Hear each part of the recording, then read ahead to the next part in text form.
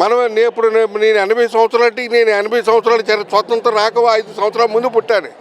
అయినా ఇప్పటి వరకు కూడా ఎవరు ఇటువంటి ఇది తీసుకోలేదు, నిర్ణయం తీసుకోలేదు. ఈవేళ 125 అడుగులు ఎత్తు విగ్రహాన్ని ఈ విజయవాడ నైబొడ్డులో పెట్టిన ఆ మహానుభావుడికి మనం ఏం చేసినా కూడా మన ఎస్సీ ఎస్టీ బీసీ మైనార్టీలు ఆయన రుణం తీర్చుకోలేమని చెప్పని మీ ప్రజాముఖంగా నేను తెలియజేస్తున్నాను. ఇది అబద్ధం అయితే మీరే ఆలోచించండి. ఏంటయ్యా నానమట్టి ఎవడన్నా మన కష్టకాలు చూస్తున్నాడు ఉన్నాడా? ఆయన అడుగుతున్నాడు, ఏమని అడుగుతున్నాడు? మీ ఇంట్లో నేను ఏదన్నా లాభం చేస్తే నాకు ఓటేయండి, మీకు లాభం చేయకపోతే నాకు ఓటేయద్దు అని చెప్పేది కాదు. ఇలాంటి మగాడు ఎవడైనా ఉన్నాడా?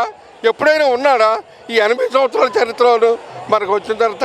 కాబట్టి మరలా ఆయన బతుకున్నంత కాలం ఆయన్నే మనం ముఖ్యమంత్రిగా చేసుకొని మన ఎస్సీ ఎస్టీ బీసీ మైనార్టీలందరూ సంతోషంగా ఉండాలని ఆ భగవంతుని కోరుకుంటూ.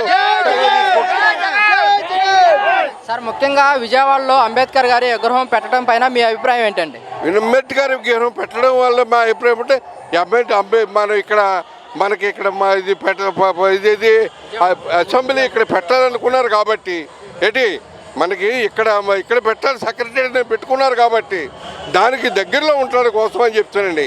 ఈ విజయవాడ నడిబొడ్డులో 20 ఎకరాల స్థలంలో అసలు ఎవరికన్నా ఈ ఆలోచన ఎప్పుడైనా వచ్చిందా? ఏమీ రాలేదు.